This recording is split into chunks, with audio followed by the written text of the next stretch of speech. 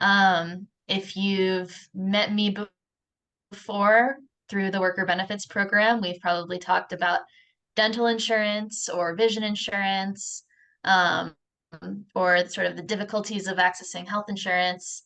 And if you've asked me about retirement plans before, I've probably said, I don't have much to tell you, but we'd really love to help figure that out for our members. So we are so excited that this year we have met the wonderful folks at Just Futures, who have put together a really incredible platform for our members and for all different organizations to offer retirement benefits in a way that is not only um, taking into mind sort of the challenges and the contradictions of investment, but is also directly working in conjunction with our movement and with movement organizations. And they just seemed like such an amazing and natural partner for us. And we've been so excited to be able to work with them to find ways for our members to access special discounts to utilize those plans. So we're going to hear a lot more from George and Mika from Just Futures about all about Just Futures and the plans that they offer, as well as we're going to hear from Cole Nandwani from the Shelterwood Collective, who they've used Just Futures, and they're going to share a little bit about that experience. So this is sort of just my intro, teeing up for George and Mika and Cole to take it away with the good stuff. And I also did want to plug for our members, and for anyone interested in worker co-ops, that we are in fact having a conference. The USFWC is having a conference in Chicago in September. George, if you can go to the next slide. And registration is now open. So I just wanted to plug that right at the top. You can go to conference.coop to learn more about that. I believe George and Mika will be there. So if you want to talk to them more, that's a great place to do it. And it's just going to be a really wonderful space for our members and for worker cooperators from across the country and all across the world to connect and learn together. And so with that, I'm going to pass it over to Mika and George to teach us all about Just Futures and how our members can utilize this really amazing opportunity. So thank you so much, George and Mika. Maddie and presenters, just a quick reminder to speak slowly. Oh, I was trying so hard. Thank you, Maddie. My name is Mika Weinstein. I'm the COO for Just Futures. And, you know, like Maddie already shared, we're so excited to be working together on this partnership. And thank you, everyone who's joined today to learn more. I'm going to start by giving a little roadmap of what we'll be talking about today. We're not just focused on the offering of retirement benefits, but also how to do so in a way that is equitable to staff in your co-op or organization. So first, we're going to talk about the relationship between retirement savings and equity. Employer can take steps to ensure their plan helps promote equity instead of exacerbating wealth gaps. Then we'll look at the impacts of the investments themselves and how Just Futures approaches screening the funds that we make available through our plan. And finally, we'll share some more details about this new partnership between the U.S. Federation of Worker Cooperatives and Just Futures, and what it would look like to actually set up or convert a retirement plan to working with us. Before we get into the content, a quick introduction to Just Futures as a firm. We are a people of color owned investment advisory firm that is driven by and accountable to social justice values. We offer retirement plans like 401ks and 403bs, asset management for organizations who want their reserves or endowments managed in a values-aligned way. And we also offer back office support for private impact funds.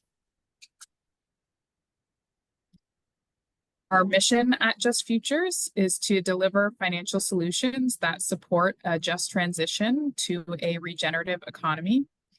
You might be familiar with the Just Transition framework, but if not, it is essentially a set of principles and practices around moving away from an economy that is based in extraction and towards one that is based in ecological and social well-being, cooperation, democratized wealth, racial justice, mutuality, all of that. Towards that end, we are partially owned by a group of nonprofits who organize and support Just Transition. And if you're interested in learning more about our unique ownership model, let us know and we can share some more information later. All right. So what does retirement have to do with equity? Usually when we talk about equity or money in the workplace, that conversation tends to be focused on salary. And that is important to address, of course, but we know that the racial wealth gap is 3 times larger than the racial income gap. And as you can see in the chart, if we continue with current trends, the racial wealth gap will widen even further. Similarly, gender wealth gaps are greater than income ones. And this focus on the wealth gaps is where retirement comes in. Almost a third of US household wealth is held in the form of retirement assets. That's huge, a huge number. And a large part of why retirement savings are such a driver of household wealth is because of the power of something called compounding interest, or the additional earnings that come from your interest being reinvested over time, shown on the graph here by the darker blue bars on top. And over a long enough period, you can see the majority of the actual gains come from that compounding effect. In other words, those who have the means to invest and let their investments sit untouched for many years get the benefit from those compounding effects. Unsurprisingly, we see the same racial disparities when we look specifically at median retirement savings as we do with wealth overall. So whose responsibility is it?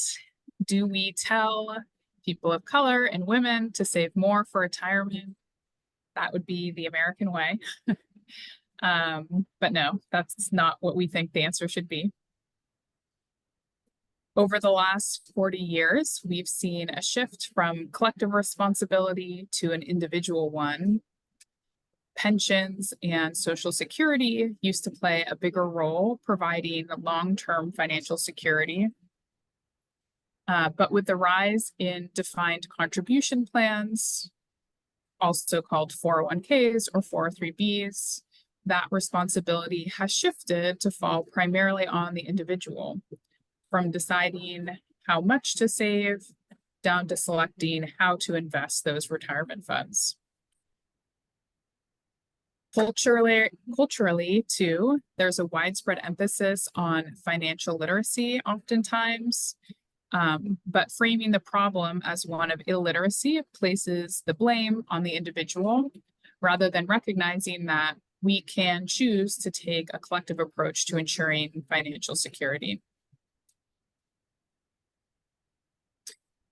Just Futures released a report a few years ago that goes into more detail about how we can and should push for sector-wide solutions to move that responsibility back up the ladder. And we'll share a link in a follow-up email with that report. but today we're going to focus mostly at the organizational level. On that note, Chitra Iyer, who authored this report, recently shared on a podcast that she thinks contributing to employee retirement is the single best way for an organization to address the racial wealth gap.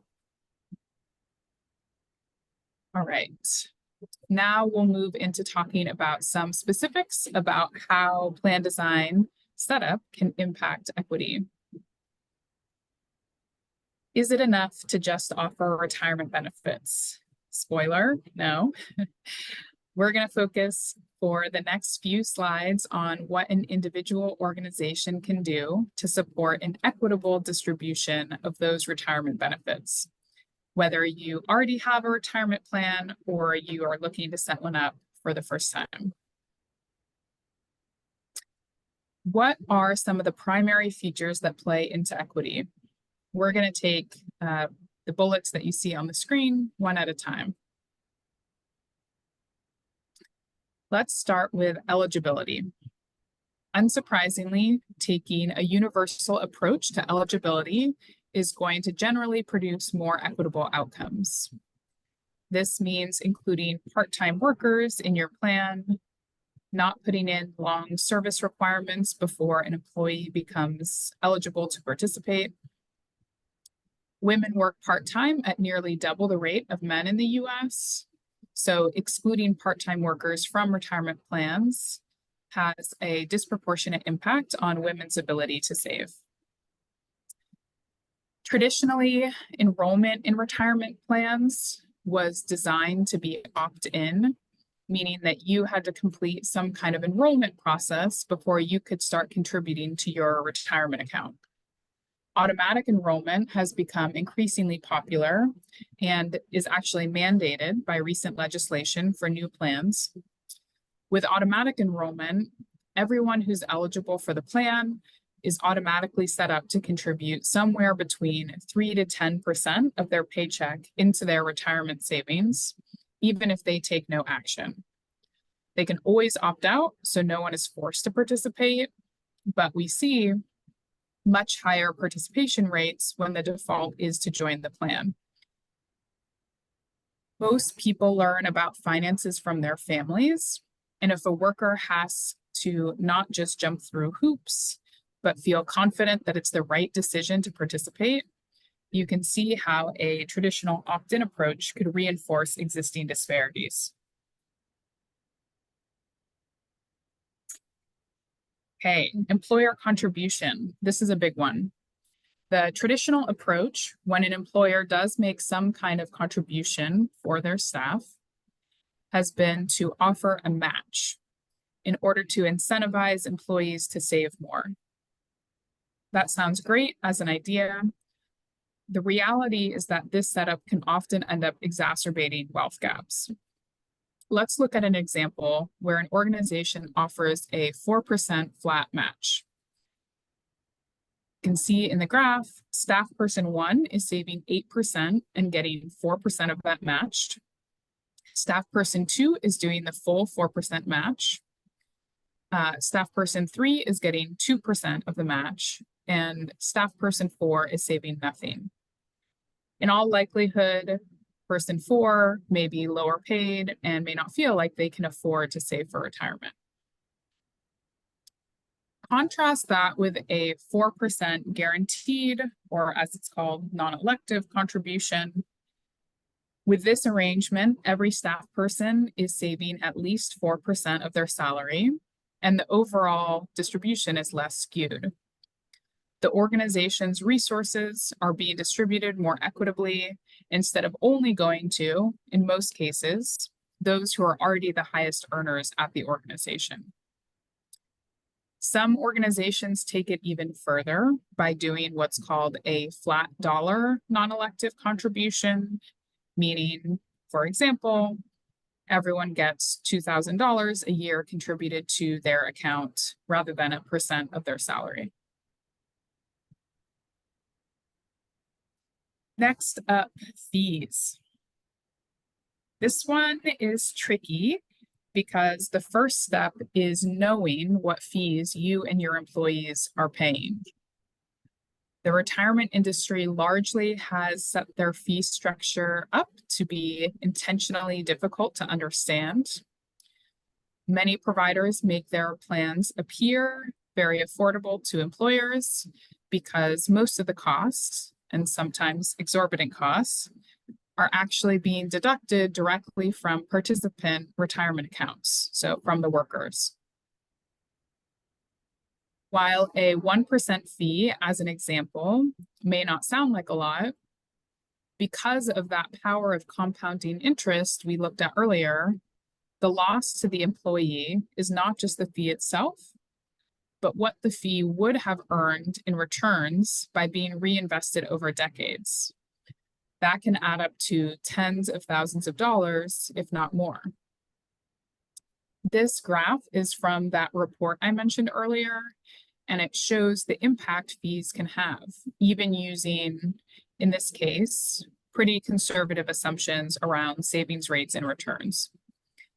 In this example, the difference between 1 and 2% in fees accounts for an almost $70,000 difference after 40 years of investing. If you want support in interpreting how much your employees are currently paying in fees, if you already offer retirement, that's one of the things that we can help you with.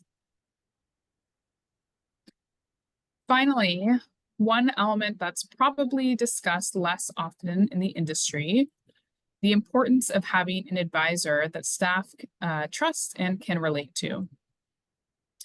Black and Latinx workers are more likely to have experienced unfair treatment by financial services companies. As a result, they understandably have less trust in the stock market, which can lead to taking a lower risk investing strategy. Employing a lower risk strategy generally translates over time into lower returns, which can result in the same kind of compounding losses that we saw with higher fees. Here is a visual that shows similar information to what we saw on the last slide, but in a different format. This example shows a possible difference of over $1 million in savings between a conservative and aggressive strategy, again, over 40 years, with a difference in 5% in returns between those strategies. So those cover some of the high-level elements of plan design that impact equity. And while it might be easier to think about taking some of these factors into account if you are setting up a new plan for the first time, if you do already have a plan, everything that we discussed is possible to change. I'm now going to hand it over to George to talk about the investment side of the program. Okay, great. Thank you, Mika. We've covered how the design itself of a plan can impact the equity of how organizational resources are distributed to staff.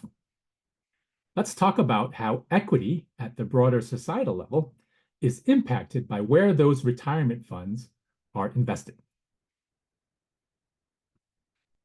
While it's not typically front and center in people's everyday lives, the financial services sector has an outsized impact on society. Over $43 trillion is managed by Wall Street, which overwhelmingly prioritizes investments that garner the highest returns for the primarily white male investor class, often at the expense of workers, communities, and the environment. This is on top of another $23 trillion controlled by the banking industry. Across the last few decades, the finance sector has accounted for 7 to 8% of GDP, while reaping a disproportionate 25 to 30% of all corporate profits. What that translates to is the wealthy getting even wealthier as their capital makes up the vast majority of Wall Street investments. The finance sector extracts huge payouts for supporting this entrenchment of wealth. Now, how does this excess profit impact our communities and planet? The honest truth is, we could probably host a whole saga of webinars just focused on answering this question. But for brevity, we'll share just a few quick examples.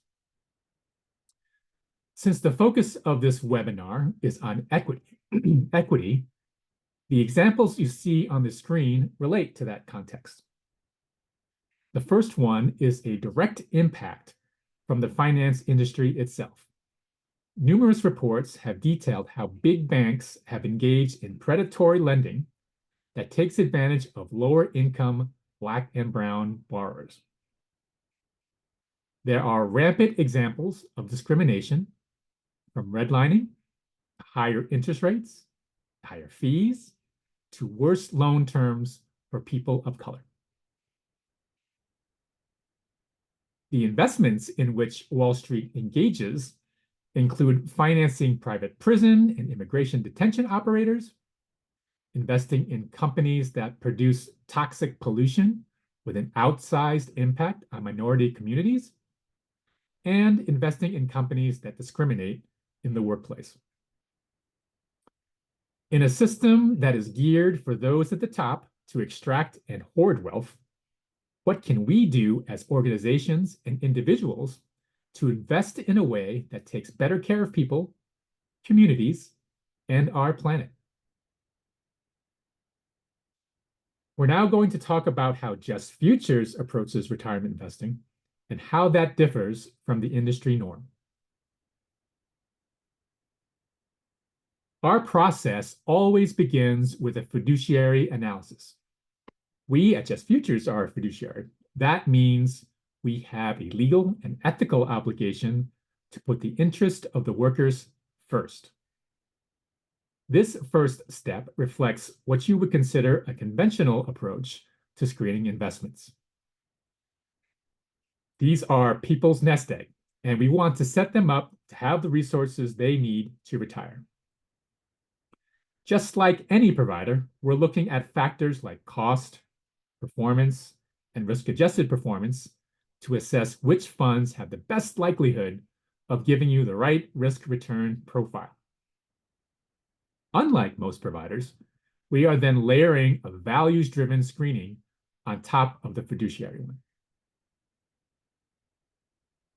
We use tools like As You Sow and Your Stake, which aggregate vast data sources to help evaluate the funds that rise to the top quartile of the fiduciary assessment. As you can see, they help us understand a fund's overall exposure to stocks or bonds in the fossil fuel industry, military weapons, private prisons, labor right violators, and many more. We also look at movement-aligned research to identify specific corporate targets.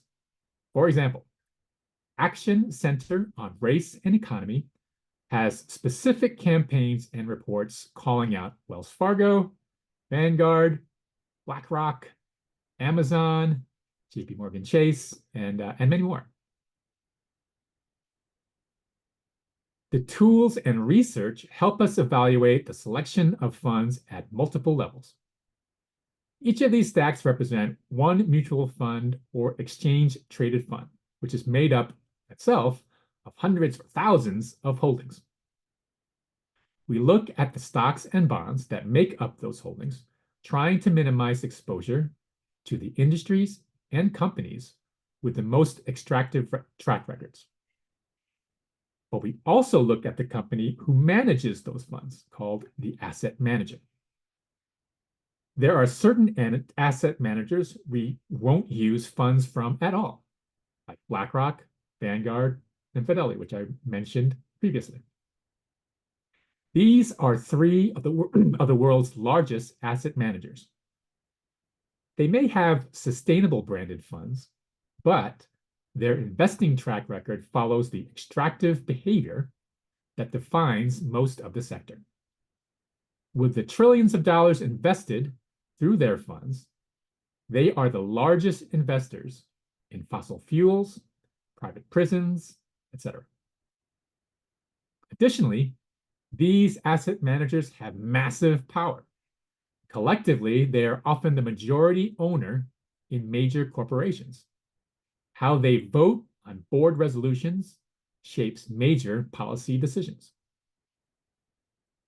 For example, this majority action report outlines how they wield their power to undermine proposals that would help address racial equality. When we choose funds and asset managers, we are, in a way, voting with our dollars. I want us to remember, though, that our power does not end there. With our collective dollars, we can create collective power to influence asset managers to do better. Currently, our dollars are too few, and too dispersed to force asset managers to follow our directives. You've probably heard some version of the statistic that the wealthiest 10% of the US owns 84% of the money on Wall Street. But Just Futures is helping build a movement with the long-term goal of winning enough capital on our side, the side pursuing social justice, that we can shift the balance of power in increasingly bigger ways. Let me hand it back to Mika. Thank you, George. I'm going to share some of the more concrete operational details now of what it would look like to set up a new plan or convert your existing retirement plan through this partnership. I'll keep it relatively high level, but we should have plenty of time for questions after the presentation. First, though, I want to address two questions that Maddie suspected would come up. One is about the ability for non-citizens to participate. As long as someone has an ITIN, they can enroll in the retirement plan. So usually that would be a requirement anyways for payroll. The second question is about what type of entity can offer retirement through Just Futures. The bottom line is that any business type can offer some kind of retirement plan. If you have W-2 employees or K-1, you should be able to offer retirement through Just Futures. Generally, 1099 contractors cannot receive employee-sponsored retirement benefits, but they can set up individual retirement accounts, commonly known as IRAs. And Just Futures will have an IRA option soon. If you have questions about your particular setup, can certainly set up a call and we're happy to figure out what's possible for you.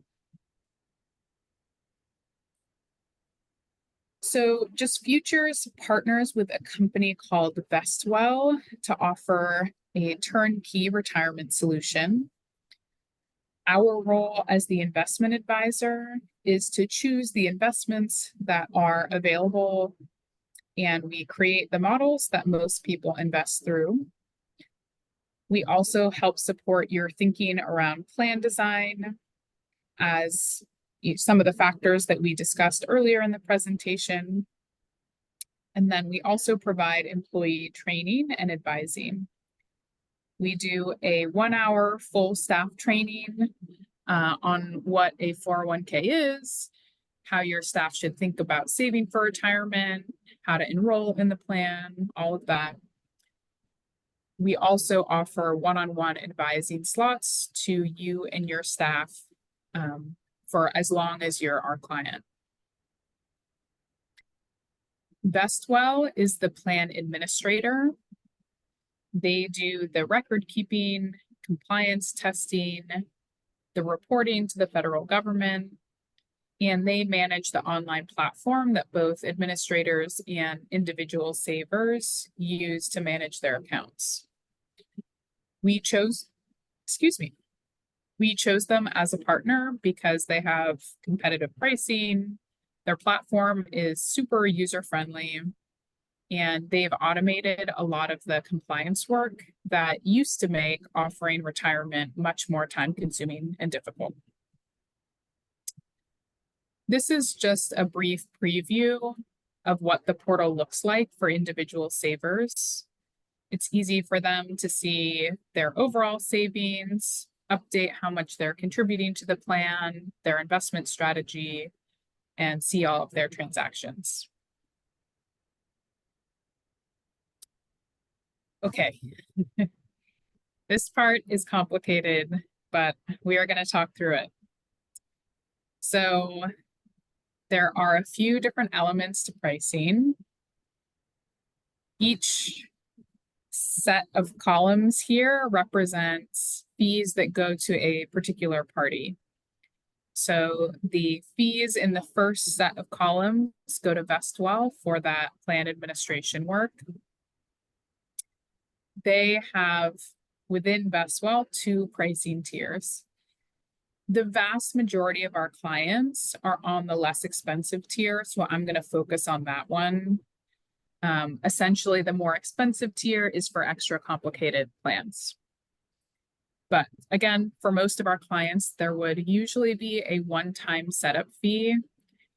Through this partnership for members, that $250 one-time setup fee would be waived. Then there's a base monthly fee of $160 and a $7 monthly fee per participant. For Just Futures, we are paid through what's called an asset-based fee. So it's a % of the investments in the plan. And we're offering discounted pricing to members again. So if you're a for-profit entity, that pricing is going to be 0.475%, which translates to about $48 each year for every $10,000 invested. For nonprofits, it's an even deeper discount. You're looking at 0.285% or about $29 per 10,000 saved or invested. Finally, there are what are called fund fees or fund expense ratios. These, I just realized on the slide, it's in Spanish twice. Sorry about that. These fees apply directly to the individual participant, and they range depending on the exact portfolio of funds that you're invested in, but they range from about 0.33% to 0.46% for our standard models. On top of the specific pricing discounts for members, Just Futures and Vestwell are running a pricing promotion right now. So for folks who reach out to us by July 31st, to either, well, for Just Futures to either set up or convert a plan, we would waive our investment management fee through the end of the year. So usually it takes a few months to get set up, but depending on how quickly you move, you could save on several months worth of fees. And then Vestwell is running a promotion specifically for new plans set up under a construct called Safe Harbor, which essentially translates to committing to providing at least a 3% contribution to each of your staff based on their salary. And if you set up a new Safe Harbor plan with them and got started by the end of the month, they will waive their base fee of $160 a month also through the end of this year. So a few promotions to help sweeten the deal, and let us know, we'll have our contact information to share afterwards if you're interested.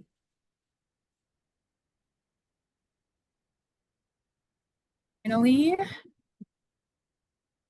I'm going to share just a little bit about what the onboarding process looks like.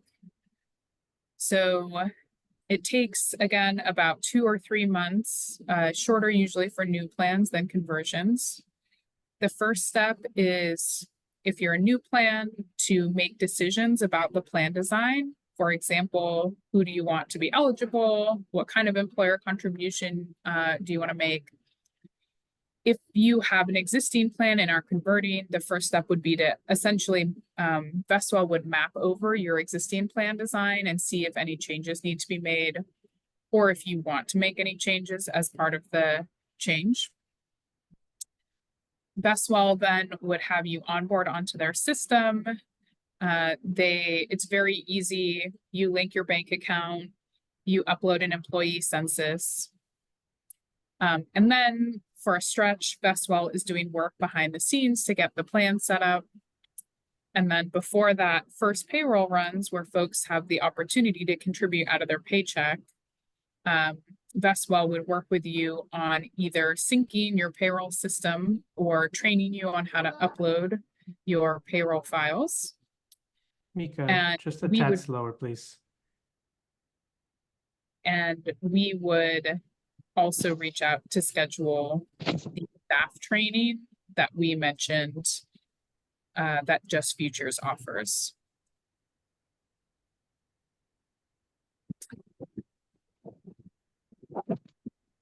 With conversion plans, we sometimes run into complications related to clauses that they've written into their contracts, but nothing that's been a deal breaker yet.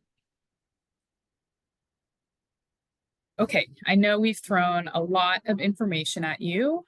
Before we move directly into the Q&A, I wanted to give Cole Nandwani, who is the operations lead for Shelterwood Collective,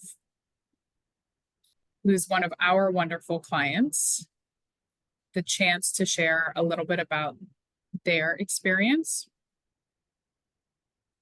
So Cole, can you share with the folks here what the process was like for you in setting up a new plan? How much work was it to set it up? And what has it been like to maintain your plan? Hi, everyone. I'm Cole. Thank you, Mika. And those sound like really great deals right now, y'all. So if you're interested, definitely take advantage. So I am the operations lead, and I'm trying to be mindful of my speed for a land stewardship project based in Sonoma County. But fun fact is I used to be a worker owner and founder of a former US Fed of Worker Co-ops member organization called Cow in a Kitchen. So happy to be here and support such a wonderful organization. So our organization started in 2021, and we didn't have retirement until this year.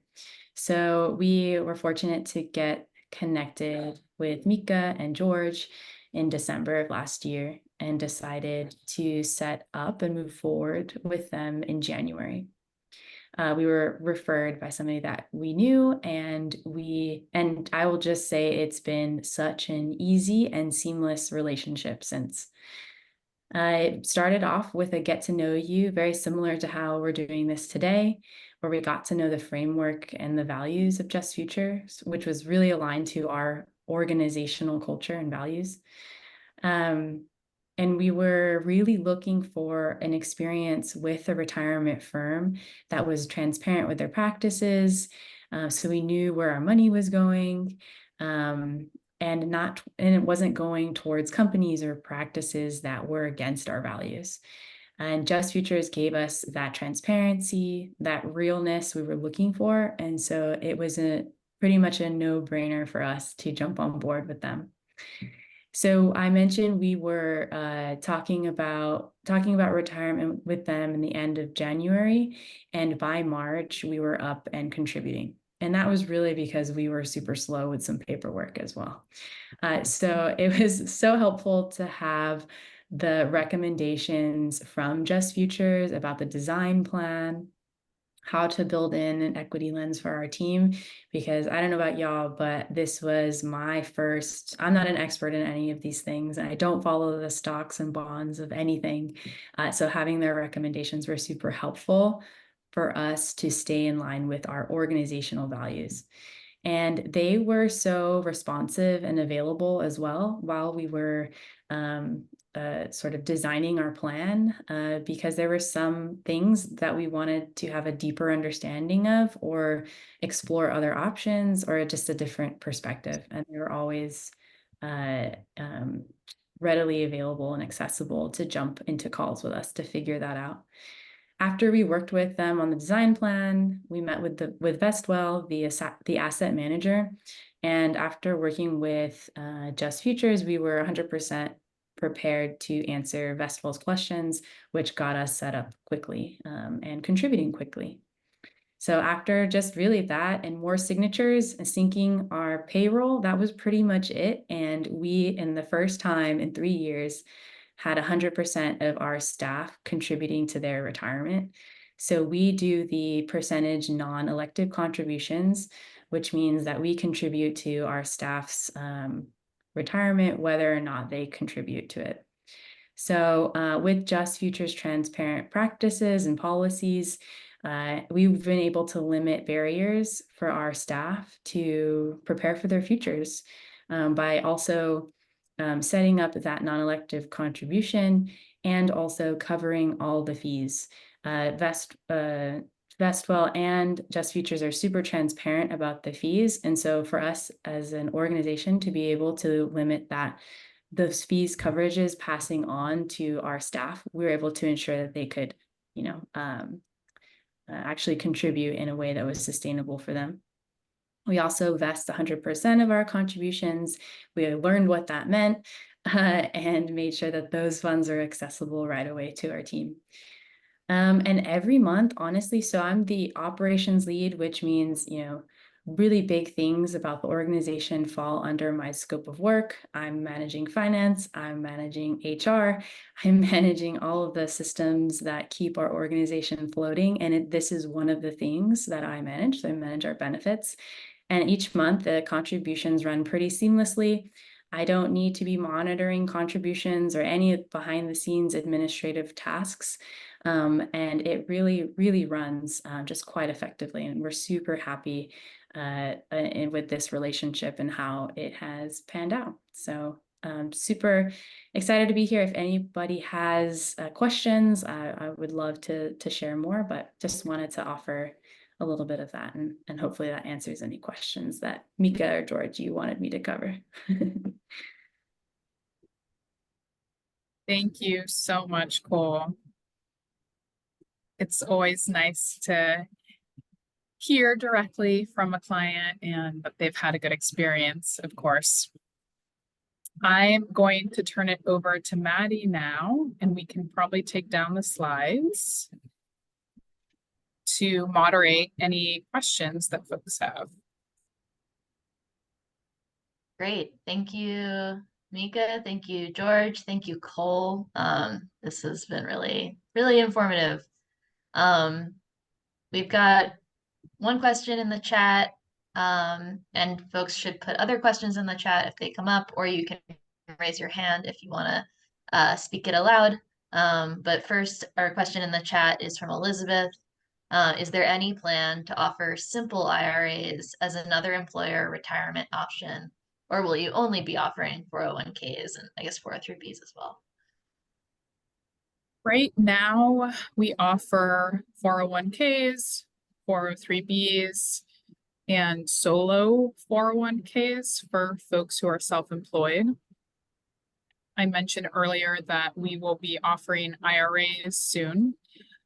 Unfortunately, we don't currently have plans to offer simple IRAs or SEP IRAs, which tend to be, simpler and therefore less expensive. And so a great option that we absolutely generally endorse. But I think we're such a new firm ourselves. I imagine at some point we will add those options. At the moment, we're taking things one thing at a time, and we don't have a specific timeline for those particular options. Great. Thanks, Mika. Are there any other questions, or does anyone want to come off mute and ask a question?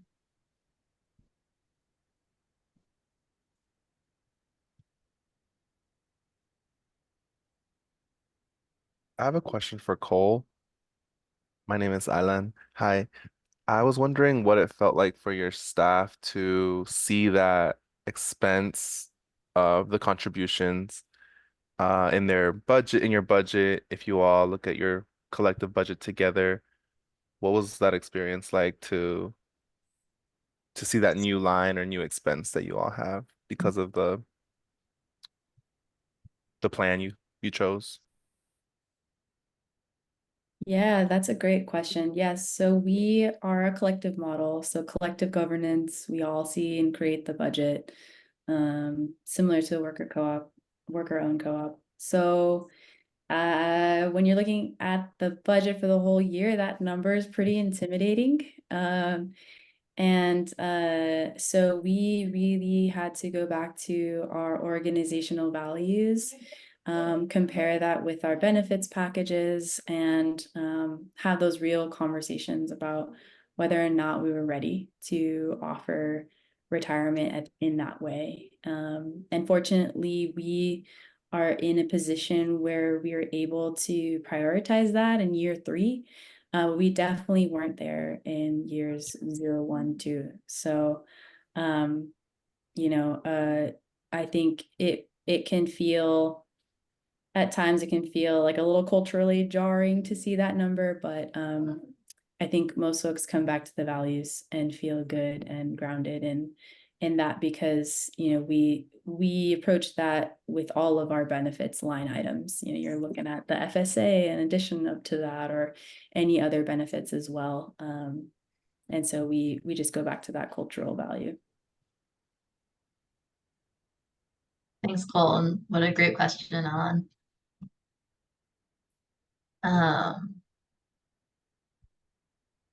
Yeah, I want to just leave a little space for people to think about questions.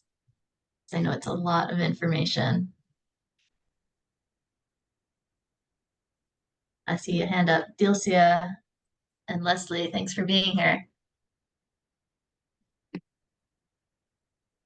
Sí, muchas gracias. Y quiero Thank asegurarme you. que me escuchan I en want el to otro idioma greet dominante. everybody who is hearing me in the other Presente. dominant language. Mi pregunta es, My si question nosotras en esta is, pequeña cooperativa if we in our que small tenemos cooperative, we have miembros que han tenido 401k members de empleos who que ellas had ya sabían, 401ks podemos from trasladar previous ese jobs. dinero de Can un we lugar transfer con this ustedes? Sí. money to you? Yes? Qué maravilla. How Ya. marvelous. Y otra es, Good. ¿puedo I'll say it convertir? out loud in case anyone can't see the video. Yes, you can roll over old 401ks or even 403bs into one account to consolidate it. Ok. Muy bien. Muchas gracias. Y puedo convertir Thank you. mi dinero And can I de convert 401k my en un IRA, 401k to an ¿Puedo IRA? trasladar, convertirlo en Can I aportaciones individuales? change it into individual ¿Existe eso? contribution? Pues algo Does que this estoy inventando, exist? porque soy buena para inventar. Or am I inventing? Because I'm good at inventing things.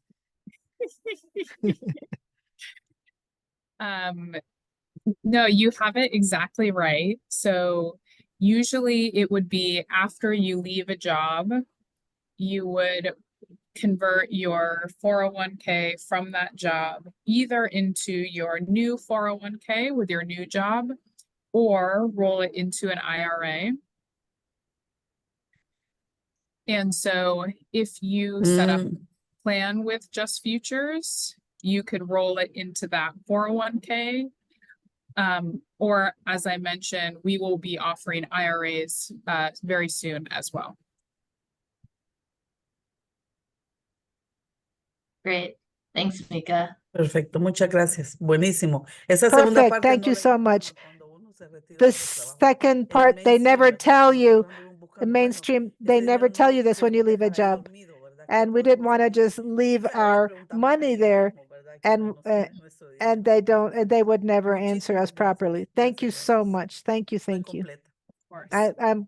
I'm complete. I'm finished. Thank you, Dilcia.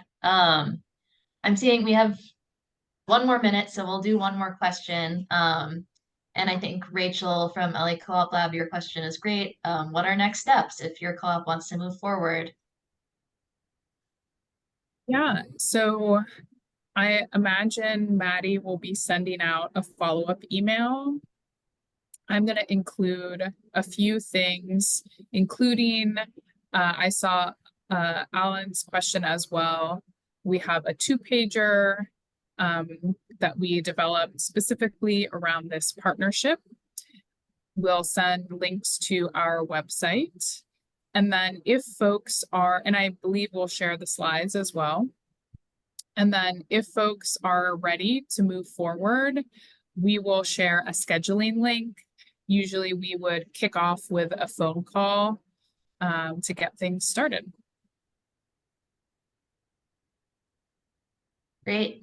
Thank you, Mika. And so I see Maureen in the chat is also noting that we'll be, like Mika said, we'll be following up with the event recordings, the slides. We just posted a blog that is outlining a lot of the information about our partnership, which also has Just Future scheduling link. So yeah, look out for follow-ups for this webinar. Feel free to reach out to me if you get lost and need directing to George and Mika. And yeah, we're really, really excited about this, and hopefully maybe we can do this next year and have a whole cohort of our members who have got retirement accounts up and running with Just Futures. So thank you, everybody. Thank you, Mika and George. Thank you so much, Cole, for sharing your experience. And thanks, everybody, for the great questions. Have a lovely week. And thank you to Susan and Moshe for the interpretation. Thank you very much. Thank you. Gracias. Gracias, intérpretes.